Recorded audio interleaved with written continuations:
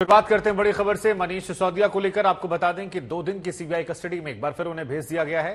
जमानत अर्जी पर सुनवाई जो है वो 10 तारीख को होगी। 3 दिन की सीबीआई रिमांड मांगी गई थी, लेकिन 2 दिन कहा जा रहा है कि सीबीआई उन्हें और कस्टडी में रखेगी, उनसे पूछताछ की जाएगी। सीबीआई की तरफ से आरोप लगाया गया सिसोदिया सही तरीके से जवाब नहीं दे रहे हैं, सवालों को टाल रहे हैं। वहीं मनीष सिसोदिया ने आज कोर्ट में कहा कि उन्हें परेशान किया जा रहा है, मानसिक तौर पर प्रताड़ित किया जा रहा है। एक ही सवाल को बार बार पूछकर उन्हें मेंटल हरासमेंट के दौर से गुजारा जा रहा है। तो ये उनकी तरफ से आरोप थे, गंभीर आरोप उन्होंने लगाए, जिसके बाद कोर्ट की तरफ से भी कहा गया कि सिसोदिया के जो आरोप हैं उनके मद्देनजर उन्हें अगर ऐसा कुछ हो रहा है तो ज्यादा परेशान मत किया जाए। 24 घंटे में एक बार उन्हें उनके वकील से मिलने की इजाजत जो है वो दी जाएगी। 15 मिनट उनकी पत्नी को मिलने की इजाजत। लेकिन फिलहाल मुश्किलें जो हैं वो कब नहीं हो रही हैं। 2 दिन के लिए सीबीआई हिरासत में भेजे गए सिसोदिया और इस बार की होली जो है वो जेल में।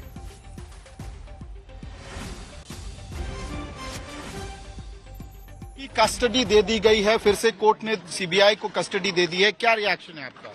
देखिए, ऐसा व्यवहार सीबीआई कर रही है, और सीबीआई क्या मोदी जी की सरकार कर रही है, जैसे कोई बहुत बड़ा माफिया या अपराधी उन्होंने पकड़ लिया हो। एक तरफ मनीष सिसोदिया है जो दिल्ली के 18 लाख बच्चों को अच्छी शिक्षा देने का काम करते हैं। एक तरफ अडानी है जो लाखों करोड़ का घोटाला करता है। अडानी के जहाज में मोदी जी घूमते हैं और मनीष सिसोदिया को गिरफ्तार करते हैं। तो ये बात लोगों को समझ में आ रही है कि दरअसल दिल्ली के शिक्षा और स्वास्थ्य के मॉडल से कहीं न कहीं मोदी जी की सरकार परेशान है, और इसके कारण से वो ऐसी कार्रवाई कर रही है। हमारे 2 सबसे योग्य मंत्रियों को जेल में डाला। संजय जी, आज सीबीआई ने कहा कि उनके पास नए एविडेंसेस हैं जिसके बेसिस पे ऐसी बहानेबाजियां बहुत कर चुके। आप मुझे एक बात का जवाब दीजिए, सीबीआई की पहली चार्जशीट जो दाखिल हुई उसमें मनीष सिसोदिया का नाम ही नहीं है। इसका मतलब उनके आका ने उनको डांटा कि अरे ये क्या कर रहे हो, पकड़ो इसको, ये तो शिक्षा पे काम कर रहा है। तो ये सब कुछ मोदी जी के इशारे पे हो रहा है, ये सबको समझ में आता है। आप कह रहे हैं मनीष सिसोदिया बहुत बड़े षड्यंत्रकारी हैं। अरे भैया, तो जो तुमने पहली चार्जशीट दाखिल की जिसमें सबके बयान लिए, सबके बयान दर्ज किए, सारे गवाह बनाए गए, उसमें मनीष सिसोदिया का नाम ही नहीं था।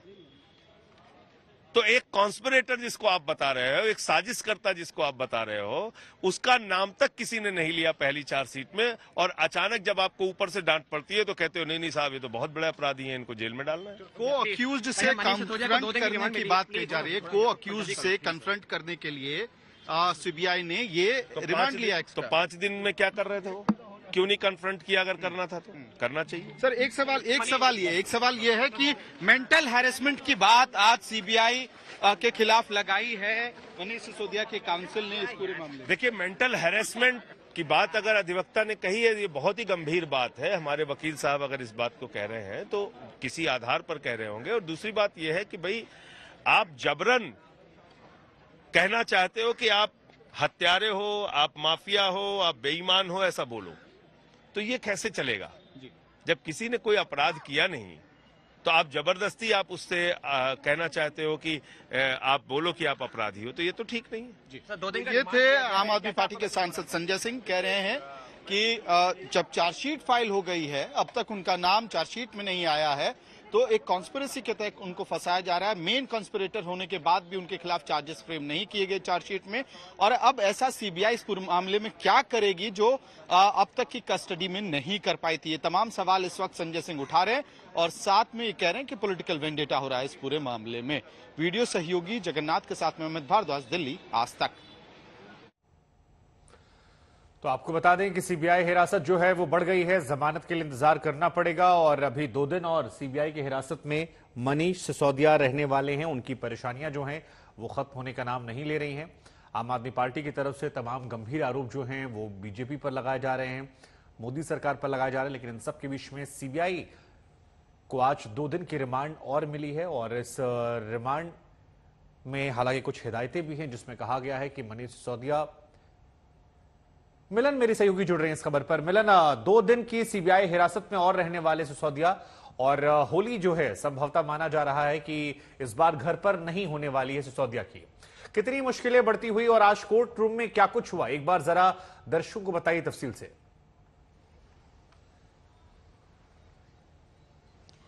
जी, संभावना तो ऐसी लग रही है कि शायद मनीष सिसोदिया अब घर पर होली नहीं मना पाएंगे, क्योंकि सीबीआई ने जो 3 दिन की रिमांड मांगी थी राउज एवेन्यू कोर्ट में, उसको 2 दिन का कर दिया गया है। अभी हमारे पीछे मनीष सिसोदिया व्यक्तियों के लिए विक्टिमहुड कार्ड खेलना, इनका बचाव करना, इनका संरक्षण करना, तो आज अरविंद केजरीवाल जी को जवाब देना चाहिए कि क्या वो दिल्ली की जनता से माफी मांगेंगे ऐसे भ्रष्टाचारियों का बचाव करने के लिए।